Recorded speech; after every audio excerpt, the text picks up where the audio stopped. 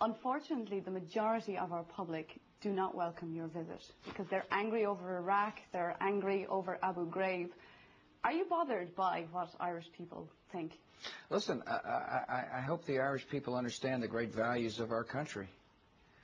And if they think that a few soldiers represents the entirety of America, they don't really understand America then. There's been great ties between Ireland and America, and got a lot of Irish Americans here that are very proud of their heritage and their country. But you know, they must not understand. If they're angry over Abu Ghraib, if they say this is what America represents, they don't understand our country, because we don't represent that. We're a compassionate country. We're a strong country. We'll defend ourselves, but we help people, and we've helped the Irish, and we'll continue to do so. We've got a good relationship with Ireland. And they're angry over Iraq as well, and particularly the continuing death toll there. Well, I can understand that. People don't like war, but what they should be angry about is the fact that there was a brutal dictator there that had destroyed lives and put them in mass graves and had torture rooms. Listen, I wish they could have seen the 7 men that came to see me in the Oval Office.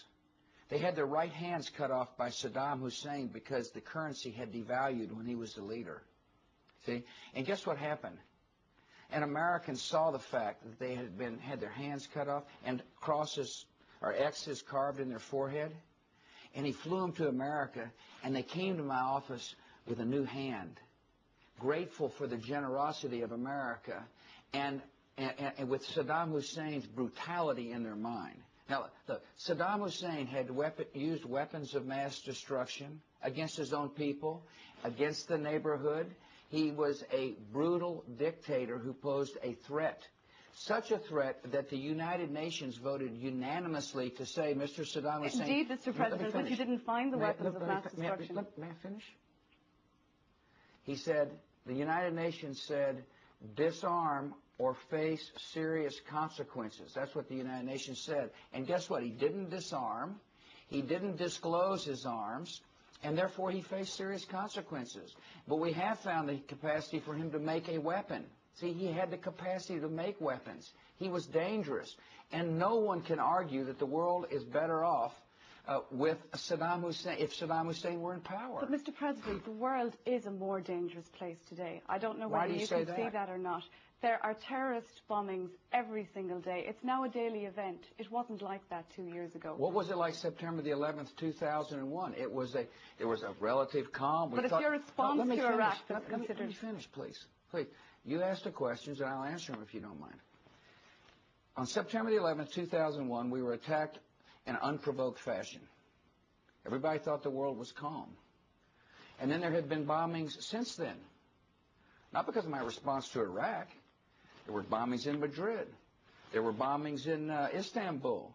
There were bombings in Bali.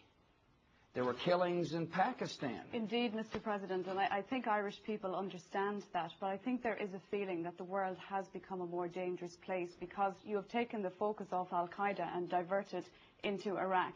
Do you not see that the world is a more dangerous place? I saw 4 of your soldiers lying dead on the television the other day, a picture of 4 soldiers just lying there without their flight jackets. Listen, nobody cares more about the death than I do.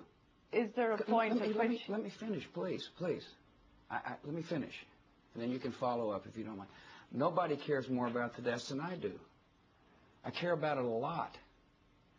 But I do believe the world is a safer place and becoming a safer place. I know that a free Iraq is going to be necessary part of changing the world. Listen, people join terrorist organizations because there's no hope. And there's no chance to raise their families in a peaceful world where there is not freedom. And so the idea is to promote freedom and at the same time protect our security. And I do believe the world is becoming a better place, absolutely. Mr. President, you are a man who has a great faith in God. I've heard you say many times that you strive to serve somebody greater than yourself. Right. Do you believe that the hand of God is guiding you in this war on terror? I think that my relationship with God is a very personal relationship. And I turn to the good Lord for strength. And I turn to the good Lord for guidance. I turn to the good Lord for forgiveness. But the God I know is not one the God I know is one that promotes peace and freedom. And but I get great sustenance from my personal relationship. That doesn't make me think I'm a better person than you are, by the way. Because one of the great admonitions in the good book is, don't try to take a speck out of your eye if I got a log in my own. You're going to meet Bertie Ahern when you arrive in Shannon Airport tomorrow. Yeah. I guess he went out on a limb for you, presumably because of the great friendship between our two countries. Can you look him in the eye when you get there and say, it will be worth it, it will work out? Absolutely. I wouldn't be doing this. I wouldn't have made the decisions I did if I didn't think the world would be better. Of course. But I'm not going to put people in harm's way or young if I didn't think the world would be better. Why is it that let me finish. And so, yes, I can turn to my friend Bertie Ahern and say, thank you.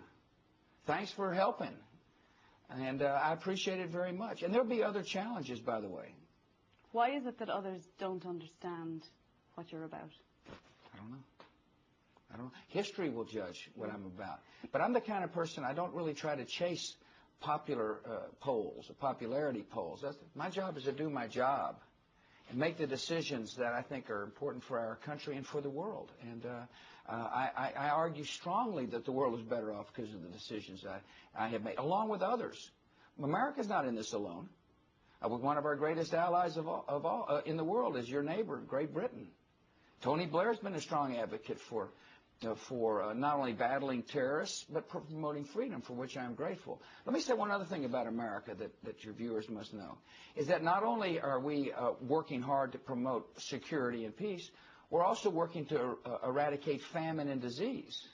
There's no more generous country on the face of the earth than the United States of America when it comes to fighting HIV/AIDS. As a matter of fact, it was my initiative that asked Congress to spend $15 billion over 5 years to battle this pandemic, and we're following through on it. And no other country in the world feeds more of the hungry than the United States. And so we're a compassionate nation.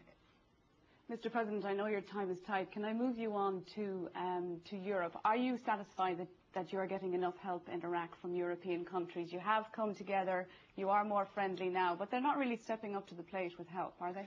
Well, I think, first of all, most of Europe supported the decision in Iraq. It's really what you're talking about is France, isn't it? And they didn't agree with my decision. They did vote for the UN Security Council resolution that said, disclose, disarm, or face serious consequences. We just had a difference of opinion about when you say something, do you mean it? But nevertheless, there's no doubt in my mind, President Chirac would like to see a free and democratic and whole Iraq emerge. And same in Afghanistan. They've been very helpful in Afghanistan. They're willing to forgive debt in Iraq. But most European countries are very supportive and are participating in the reconstruction of Iraq. And how do you see the handover going? The next few weeks are going to be crucial. Can democracy really flourish with the violence that's going on? 100 Iraqis dead today, Mr. President. Yeah, no, I don't like death either. I mean, you keep emphasizing the death, and I don't blame you. But all that goes to show is the nature of the enemy. These people are willing to kill innocent people. They're willing to slaughter innocent people to stop the advance of freedom. And so the free world has to make a choice. Do we cower in the face of terror, or do we lead in the face of terror? And I'm going to lead in the face of terror. We will not let these terrorists dash the hopes and ambitions of the people of Iraq. There's some kind of attitude that says, oh, gosh, the terrorists attack. Let's let the Iraqis suffer more. We're not going to let them suffer more. We're going to work with them. And I'm most proud of this fella, Prime Minister Alawi. He's strong and he's tough. He says to me, Mr. President, don't leave our country. Help us secure our country so we can be free. Indeed, Mr. President, just to get back to that, can I just turn to the Middle East? Sure. You will be discussing at the EU summit the idea of bringing democracy to the broader Middle East. Right. Is that something that really should start, though, with the solving of the Israeli-Palestinian crisis? Well, I think, first of all, you've got a democracy in Turkey. And you've got a democracy emerging in Afghanistan. You've got a democracy in Pakistan. In other words, but shouldn't that be on the top of the list? Please for a minute, okay? It'd be better if you let me finish my answers, and then you can follow up if you don't mind. And what I'm telling you is that democracy can emerge at the same time that a democracy can emerge in the Palestinian state. I'm the first American president to have called for the establishment of a Palestinian state. The first one to do so. Because I believe it is in the Palestinian people's interest. I believe it's in Israel's interest. And yes, we're working, but we can do more than one thing at a time. And we are working on the roadmap with the quartet to advance the process down the road.